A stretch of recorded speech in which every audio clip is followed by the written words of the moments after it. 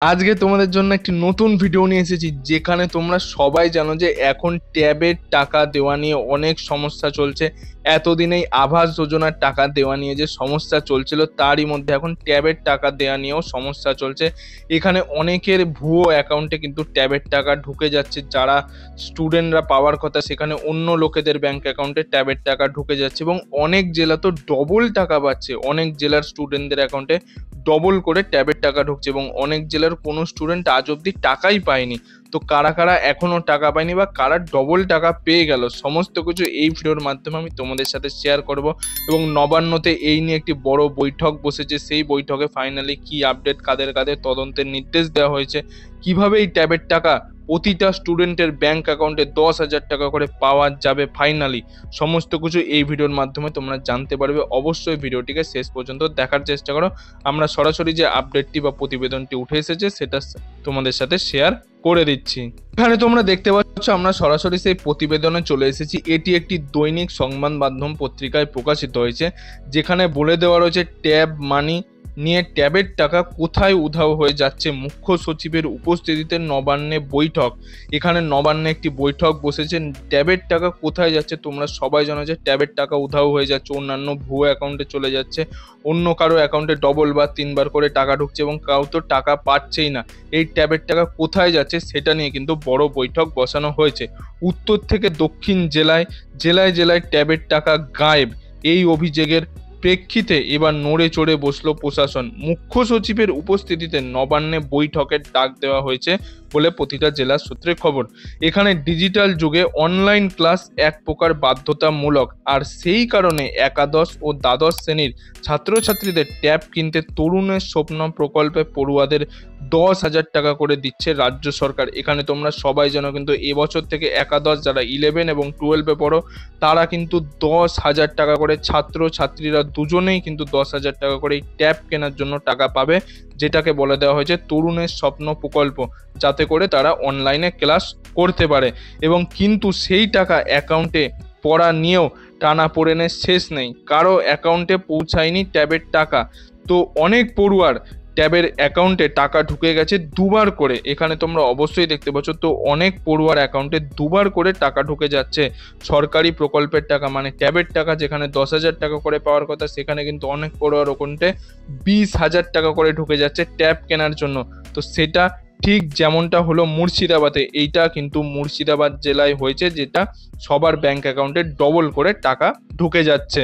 এই জেলায় 17টি স্কুলে মোট 4,841 জন ছাত্রের অ্যাকাউন্টে দুবার করে ট্যাবের টাকা ঢুকেছে। তার মানে তোমরা দেখতেই পাচ্ছ মুর্শিদাবাদ জেলায় 17টা যে স্কুল রয়েছে তার মধ্যে 4,841 জন, মানে কত বড় হিউজ সংখ্যাটা। 4,841 জনের ছাত্রের অ্যাকাউন্টে দুবার করে 10,000 করে 20,000 টাকা ট্যাবের ডবল টাকা ঢুকে গেছে, যে টাকার পরিমাণ 4,84,00,000 টাকা। দুবার করে যে ট্যাবের টাকা ঢুকেছে তার পরিমাণ 4,84,00,000 টাকা তাদের অ্যাকাউন্টে ঢুকে গেছে। অন্যদিকে কিন্তু অনেকে এখনো ট্যাবের টাকা পায়নি। বিষয়টি সামনে আসতেই দ্বিতীয়বার পড়ুয়াদের অ্যাকাউন্টে চলে যাওয়া টাকা পুনরাবৃত্তি করতে তৎপর হয়েছে প্রশাসন। টাকা পুনরুদ্ধারের জন্য ব্যাংকগুলিকে চিঠি দিলেন জেলা বিদ্যালয় পরিদর্শক। এখানে এদিকে এখনো মুর্শিদাবাদ পড়ুয়াদের অ্যাকাউন্টে দুবার করে ট্যাবের টাকা ঢুকেছে, তখন দুর্গাপুরে কার্যত উলটপুরাণ, যেখানে 7 জন পড়ুয়াদের ট্যাবের টাকা জমা পড়ল অন্যের অ্যাকাউন্টে, তাও আবার জেলার বাইরে। মানে যারা দুর্গাপুরের বাসিন্দা, সেখানে 7 জন পড়ুয়াদের ট্যাবের টাকা জমা পড়ল অন্যের অ্যাকাউন্টে। অন্যের অ্যাকাউন্টে কিন্তু ট্যাবের টাকা ঢুকেছে, তাদের নিজস্ব অ্যাকাউন্টে ঢোকেনি, এবং সেটা আবার ওই জেলার বাইরে, মানে অন্য জেলার কোনো ছাত্রছাত্রীর অ্যাকাউন্টে কিন্তু ওই ট্যাবের টাকাটা চলে যাচ্ছে।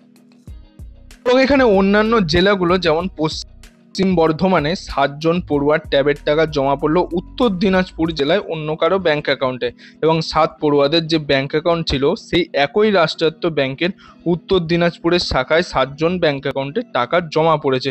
শুধু তাই নয়, সরকারি প্রকল্পের এই টাকা অ্যাকাউন্ট থেকে তুলে নেওয়া হয়েছে। এই নিয়ে সাইবার ক্রাইমে অভিযোগ দায়ের করেছে স্কুল কর্তৃপক্ষ। এবং তাহলে এখানে তোমরা দেখতেই পাচ্ছ প্রতিটা ব্যাংক অ্যাকাউন্টে কিন্তু ভুলভাল মানুষের ট্যাবের টাকা ঢুকে যাচ্ছে। যাদের টাকা পাওয়ার যোগ্য তারা কিন্তু সঠিকভাবে টাকা পাচ্ছে না, অন্যের অ্যাকাউন্টে টাকা ঢুকছে। এবং এটা নিয়ে তদন্তের নির্দেশও দিয়েছে নবান্ন। এবং এই নিয়ে কিন্তু সাইবার ক্রাইম ডিপার্টমেন্টে একটি নির্দেশও জারি করা হয়েছে, যেখান থেকে তদন্ত করছে। তোমরা অবশ্যই নিউজ চ্যানেলগুলিতে দেখতে পাচ্ছ। তারপর বলে দেওয়া আর এই আবহে এবার পদক্ষেপ নেওয়া ঠিক করেছে প্রশাসন। এদিকে নবান্নে মুখ্য সচিবের নেতৃত্বে বৈঠকের ডাক দেওয়া হয়েছে শিক্ষা দপ্তর ছাড়াও। বৈঠকে আছেন মালদা, পূর্ব মেদিনীপুর, পূর্ব বর্ধমান, মুর্শিদাবাদ, দক্ষিণ দিনাজপুর জেলার ডিএম এসপিরা। ডিজির উপস্থিতিতে 5 জেলার ডিএম এসপিদের সঙ্গে বৈঠক করলো নবান্ন।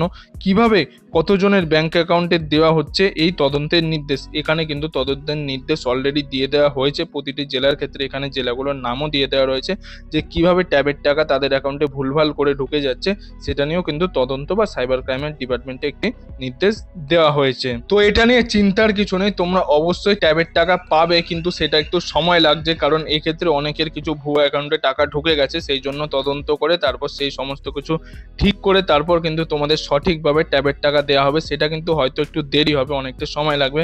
কারা কারা এখনো ট্যাবের 10,000 টাকা করে পেয়েছো অবশ্যই কমেন্ট করতে ভুলো না, তারা অবশ্যই জানিও। এবং কারা এখনো ট্যাবের টাকা পাওনি তারাও কিন্তু অবশ্যই জানিও কমেন্ট বক্সে যে কারা কারা এখনো পর্যন্ত ট্যাবের টাকা পাওনি।